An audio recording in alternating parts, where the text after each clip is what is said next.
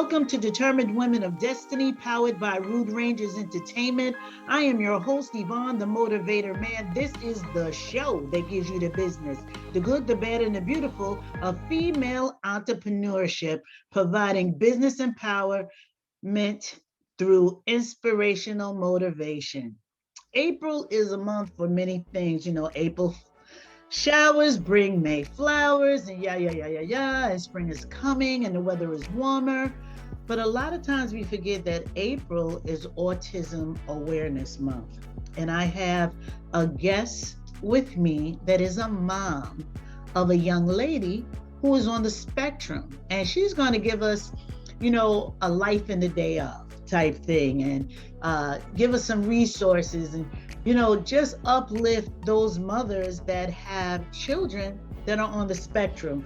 Because a lot of times, because people don't understand autism, and autism doesn't look like autism, there are so many misnomers, so many corrections that need to be done, and a whole lot of people out here pissing folks off. So we want to help you, respond better and act better. My guest today is Gretchen Brady. Welcome, Gretchen, to the show. Thank you. Thank you, Yvonne. I'm so excited to be here this evening. I am glad you are here because, see, you are a mom, and you're a mom of a daughter on the spectrum, so you know firsthand. Instead of everybody having something to say, you definitely have something to say about this. How old is your daughter? She turned 20 on April 6th. So this week we celebrated her 20th birthday. Well, tell her we're dedicating the show to her. Happy birthday. What is her name? Her name is Kaysen, and she would be so very excited to hear that a show is being dedicated to her. Happy birthday, Kaysen. This is your show, girl. Your show. So tell us, when did you first know that maybe your daughter might have been what people say different, or not on doing the things that other children her age would have been doing? Probably when she was about a year old, and she is my oldest. So I was a new mom, hadn't spent my years around other kids. But when I had her in different play groups, she wasn't doing the same things that other kids were doing. She didn't have the language that other kids had. And it was one of those, going to my pediatrician, I don't think that something's quite right. And he was like, no, she's fine. Everybody's on their own timeline. Going to my mom and my dad, and them trying to be very supportive of me and being like, well, Gretchen, you didn't speak until a much later age. So, just give her some time. But it was like, I don't know, it was just this feeling that she just was not on the same benchmarks as the other children.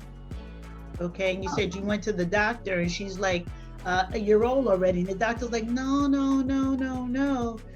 And even though the mom is saying yes, the doctor's not listening to you at all. No, and pretty dismissive of what it was that I had to say with my baby. And it was very easy to just kind of take that all in, because again, new mom, maybe I'm missing things, maybe it just was a feeling. And so she, at 2, we enrolled her in a soccer, 2-year-old soccer. It was adorable. They just run after the ball and sit down and catch the ball and whatever. It was an activity. And she just was not at the same, she wasn't doing the same thing the other kids were doing. They would speak to each other, they would do all these different things, they would interact, and my child just very much wanted to be on her own with the ball and not really communicate with anyone else. And a woman who was there who had a child that was on the spectrum reached out to me and just said, if you would like to talk, if you'd like to speak, just let me know. Oh, now that's nice. Yeah, it was nice. And I didn't really know why she was kind of reaching out to me, other than the fact that she was a supportive mom. I hadn't had this conversation with anyone outside of my doctor and my family group.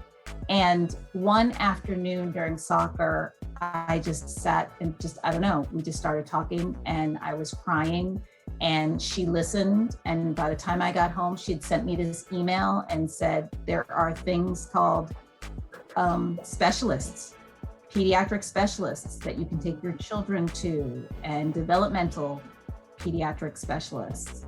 And that started our journey at 2. And finding out all different things that were out there. And I'm continuing at 20. We're at a different stage. Each stage is something new, and each stage is something that you need to deal with. And I'm still learning from her and from others every day.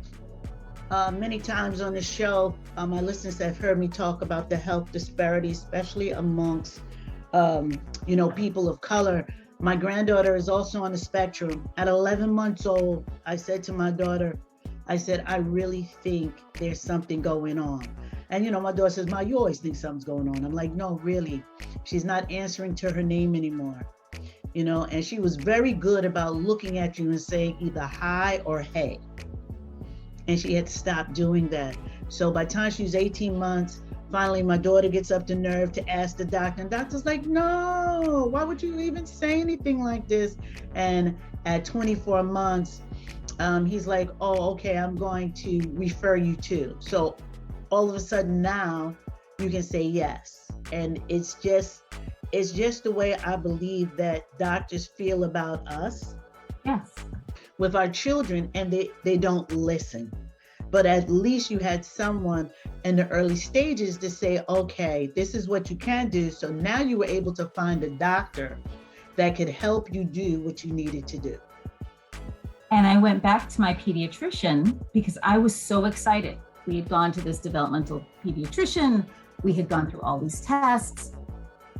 She had been diagnosed. We had a plan. Or so we thought we had a plan. And I was so excited to go back to speak to my pediatrician to just kind of download all of this information because he was going to be a part of our plan. And he looked at me and said, oh yeah, I could have told you. She just wasn't doing the things that the other kids were doing. But I went to you and said that, and you said, no, ma'am. And I lost it. Yeah. How dare you? Yeah, so you made me feel like I was a mother that was a hypochondriac. Yes. And then when I find another doctor, now you're going to tell me, oh, I knew this. Yes. No. We're going to go to break. When we come back, we want Gretchen to tell us about, her growing up and then going into teenagehood, and now she's really a young lady. How all of that fits into a day in the life of. So we'll be right back. This portion of Determined Women of Destiny is sponsored by Supreme Managed Business Solutions. We'll be right back. Marguerite Bynum here, CEO of Supreme Manage. We are your strategic marketing and small business consulting firm. As a small business consulting firm, we provide owners with resources, advice, and planning designed to improve your organization's performance and efficiency. We assist businesses by identifying problems, implementing solutions, and reaching your goals. If that sounds like something you need, feel free to contact us at Supreme Manage on Instagram, and we will get back to you right away. See you then. Welcome back. You are listening to Determined Women of Destiny, powered by Rude Rangers. If you're just tuning in, shame on you. Don't I tell you all the time, make sure you tune in from the beginning because you miss a lot.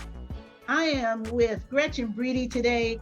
She is a mom that has a child on the spectrum of autism. We are talking about autism. And if you have a child that is on the spectrum, you're going to get a lot of good information today. Welcome back, Gretchen.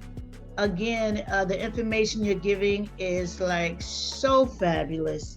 So excellent. And I hope mothers are listening. You know, when your doctor tells you no, don't stop right there. Do your research. Find a pediatrician that is an expert in it. And if that pediatrician then tells you, you know, no, your child's not on the spectrum, and maybe you're expecting too much, or, you know, you want your child to walk at 2 months, no, it's not going to happen. Gretchen, tell us about, well, you know, coming from the 2 year old, the 3 year old, the 4 year old, and now your child has to go to school. Yes. Yes. So that was the next, thank you. So kindergarten time is coming. My child had been receiving some services in speech. She had been diagnosed. We were enrolling her in kindergarten. But I was not ready for my child to be in the special education track school. I can honestly say that to you. She was ready. I was not ready. We had done all of the pre-kindergarten testing, and it screamed that she needed to be and have some services. I wasn't ready for that to happen. So I had her in a mainstream kindergarten class with a teacher who was wonderful and sent me pictures every day, because my child came home from school happy as she could want to be, but could not communicate with us anything that had gone on during the day. So I found out what she was doing by a very wonderful teacher who took the time to send me pictures every day of her interacting. She pretty much sat under her desk for most of the year and was very happy to do so. Kids came to sit with her and play with her, and she did her work underneath the desk, and it smacked me in the face in reality of what would be best for my child, as opposed to what my vision for her was. So you have this baby, and I had all of these dreams of what this child was going to do. And they were all my dreams and all my expectations. And she has taught us every day that it's not about us, it's about her and her, what she wants to do and her expectations. And I didn't want to stand in her way of excelling. So she, for first grade, was in a special education inclusive class and learned to read. And her speech got so much better, and her social skills and her eye contact, you mentioned that, and loved everything about school.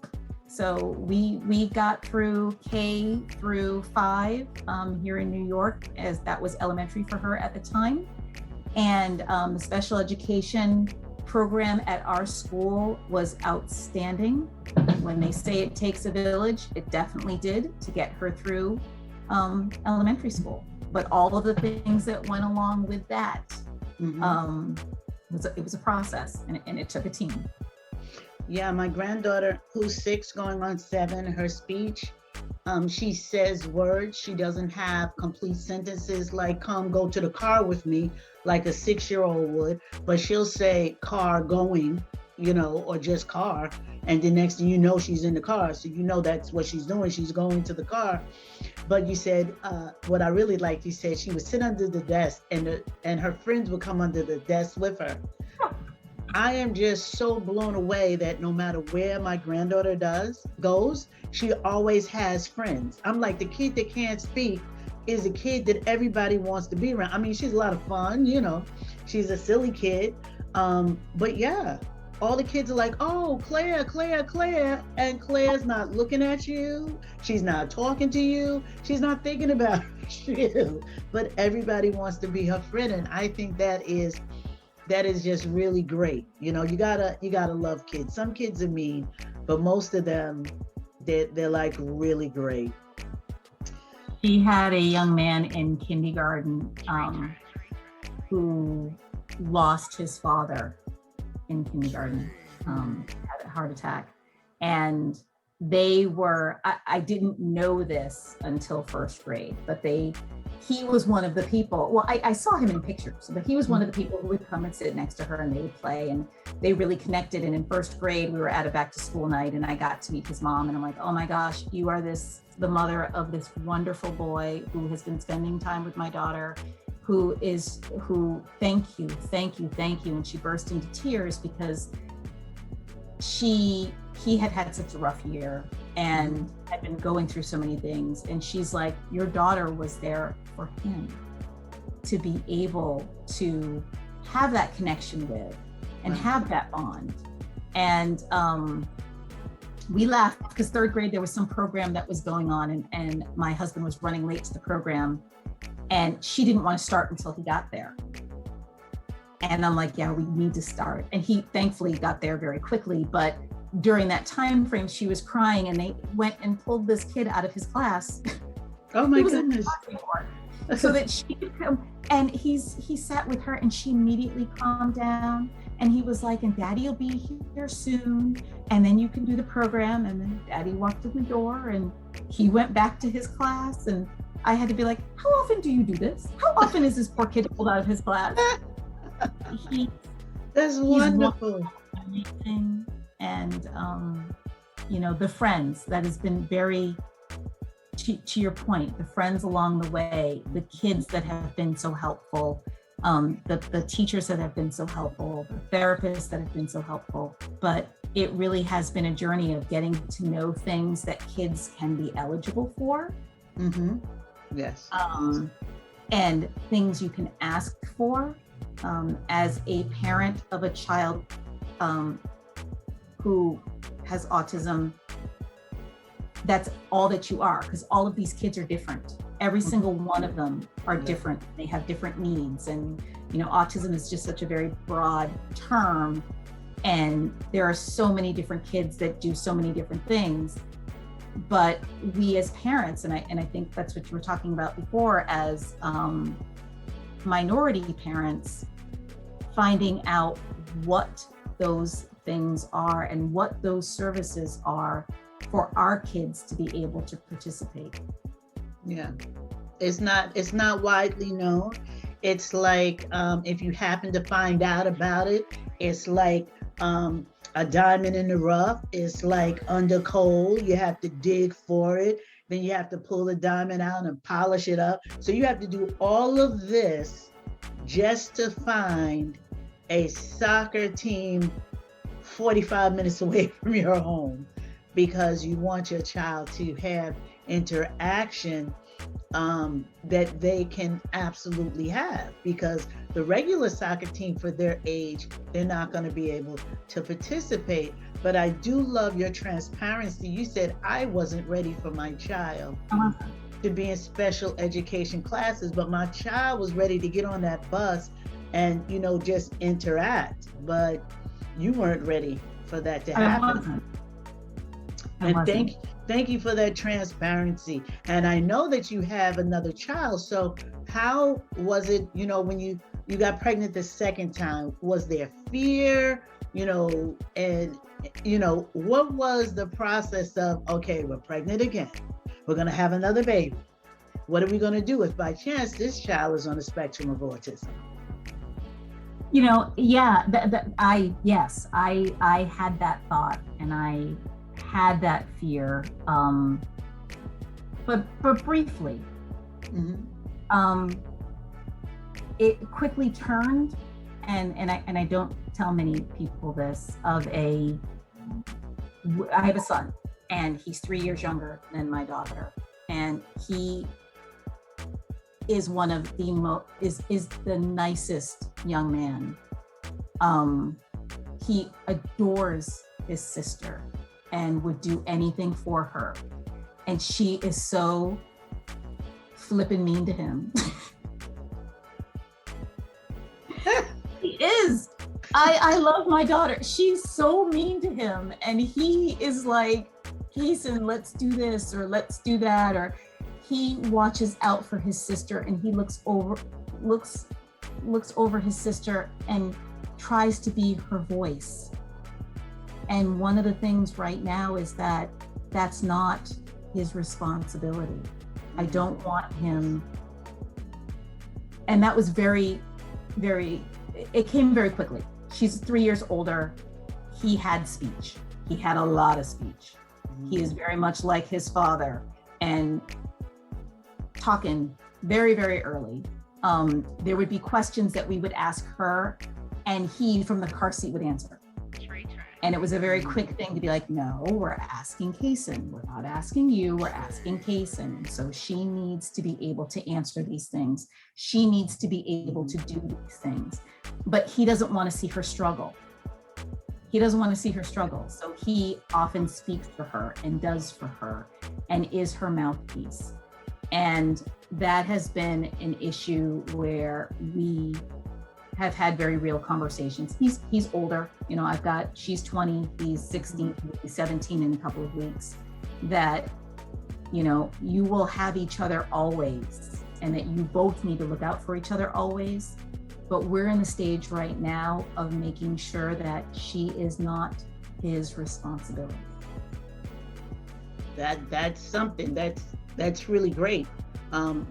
My daughter also has a son. He's 4 years younger than my granddaughter. And at 2, going on 2.5, he walks around like he slays giants. So if by chance you say something that has a tone to it of you're in trouble, he wants to come and charge you like a bull.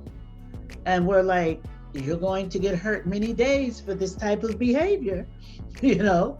But she, it seems like she's more the protector because my daughter always laughs because she always says to him, are you okay? Are you okay? And that's always to give him a signal, mommy's coming. Yes. Oh, ooh, yeah. Cahoots. Big time. Yeah. And I'm like, are you okay is the signal. My daughter says, yeah. As soon as I'm coming up the stairs, are you okay? And then you hear him run from whatever he's doing. It's just that communication is like so special, so different. We're going to come back from break. We want to talk to you about adulthood because now we have the menstrual cycle every month and we have the boys. And it's even, you know, it's hard across the board explaining that. But when you have a child that sees the world differently, and now we're not saying that they're broken. We're not saying that they're different. They see the world in an authentic way. They see blue, absolute blue. They don't see turquoise. They don't see sky blue. They don't see pewter with a couple of specks. They see blue. We're the ones that add all that other stuff in there. So we're going to come back from break. We're going to get a little bit more information. As always, I tell you, go get some iced tea, get some coffee, get some chicken, but just make sure you come back. Just make sure you come back.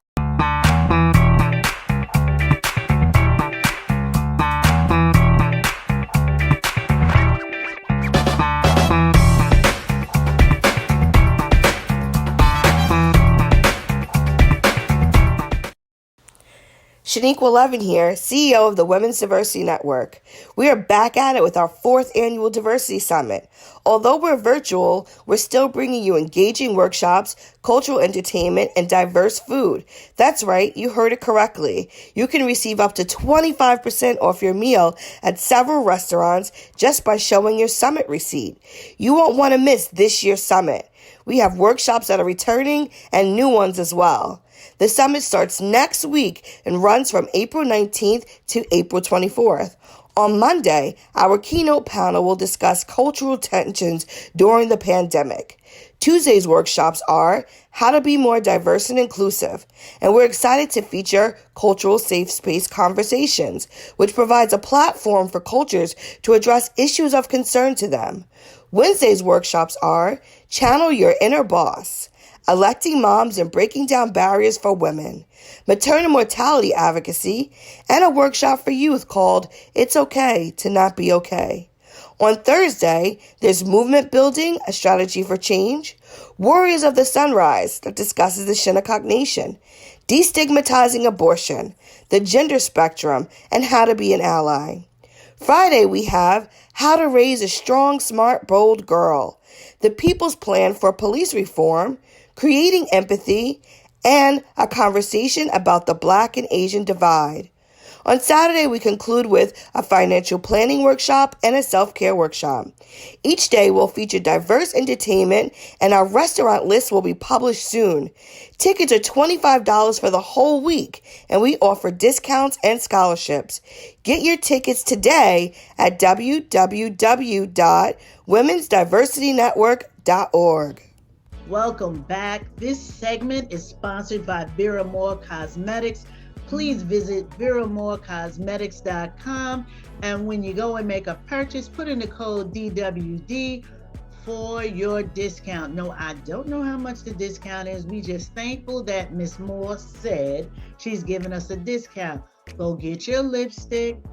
Go get your eyeshadow, eyeliner. No more COVID ugly. We going out to play, y'all, and we have the see-through mask. So if you're like me, you want to put your face back on. So visit Vera Moore Cosmetics. Again, I am here with Gretchen Brady. She's given us so much information about being a mom on the spectrum, a mom that has a child that's on the spectrum of autism. If by chance you haven't caught the first two segments, don't worry about it. Guess what? You can just watch the replay on Sunday. How about that? We'd like for you to be here at the beginning, but if you can't catch the replay, it is wonderful. If you're a mom that has a child with autism, that's on the spectrum of autism, please do me a favor, write down in the comments, just put your name, put your email, and we'll try to get you some information. Now, during break, Gretchen and I was talking about the real world with children on the spectrum of autism, and life is life, and she has a 20-year-old, so she had to talk about after junior high hit, now you have girl things. You have a monthly cycle, you have hygiene, you have boys. Tell us, Gretchen, how did you assault all of those? Because all of that usually comes at one time. Exactly. Well, we started talking about it very, very early. One of the things is that my parents didn't speak to me about it at all. And so I always had in my head that when I have children, I'm going to make sure that we speak about sex. We're going to speak about, everything that has to do with your body at a very young age. And they were going to know all real terminology and all of that. So we bought all kinds of books, and we would sit down, and it was actually very funny because Kaysen had her age appropriate book, and she liked to look at the pictures, and her brother would typically be sitting there with her looking at the pictures and reading about people having their period and what that meant and how it happened and your body's changing and all of those things. So by the time they started talking about it in school, the school nurse called me and said, yeah, we know the parents that are talking to their kids about it, because every question she answered, she knew. And it was, as you said before, things are blue, things are red, things are white. There's no, with my child, she's learning about inferences, but it's very difficult to kind of put that in. So basically it was black and white. So this is what happens, this is when it happens, this is what you should do when it happens. So she understood that, and almost to the point where she was really excited and couldn't wait for it to happen. And I'm like, oh. Okay. So exactly. So when it did, it was a huge celebration. She called anybody that she could call to tell them that she had got her period. So, her babysitter, her uncles, her aunts, her grandparents, everybody knew that Kaysen got her period because she called them and was so very excited about having it. And then probably about the third month, she's like, is this going to happen every month? I'm like, yeah. She's like, yeah, this isn't fun anymore. Yeah, like, this is not what, yeah. So she got that, and she got the mechanics of it and the tracking of it and what it meant and the changes in her body. But it was a lot of repetition, a lot of open conversation, a lot of us initiating the conversation, and just reminders. Right? There's a lot of reminders. Even now, there's a lot of reminders, and making sure that she has what she needs every month. And that you need to plan, because our focus is, we know we're not going to be here forever. And that my child needs to live in the real world, and we want her to live in the real world and to be productive and successful and all of those things, to be able to do what she wants to do. But these are real world things that you need to put together. So that's how we handled our monthly cycles. What about the boys? Our boys. We're still working on that. Okay. We're still actively working on that. She has a lot of friends who are boys. We have been very lucky in our area to participate with our Special Olympics group. And our Special Olympics chapter has a group of varying age kids and young adults who participate. So that's really her circle. And there are boys in that circle and girls in that circle. And we kind of do a lot of social skills and role playing with these kids, with each other.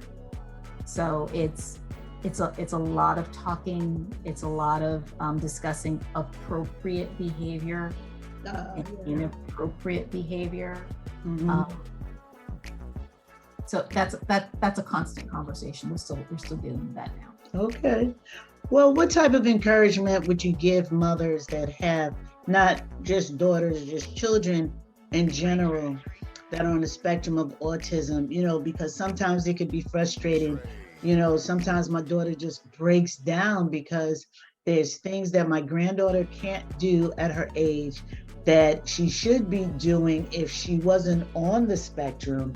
And my daughter sometimes can't take it. Like, she'll see other kids playing outside, and it's like you see her body language wants to run over, but something inside of her lets her know, I can't play with them. And that just really, does it for my daughter. So give us some encouragement to leave today that will just, help us just go through this. Do not keep your feelings to yourself. Reach out. There are lots of organizations, bare minimum Facebook groups. I'm involved in a bunch of Facebook groups with people who have children who are special needs. And I love the fact that it comes up in my feed that sometimes people are having good days, some people are not, sometimes people are not having good days. And, you want to try to have as much of a support system as you can, to reach out and speak up and have that conversation.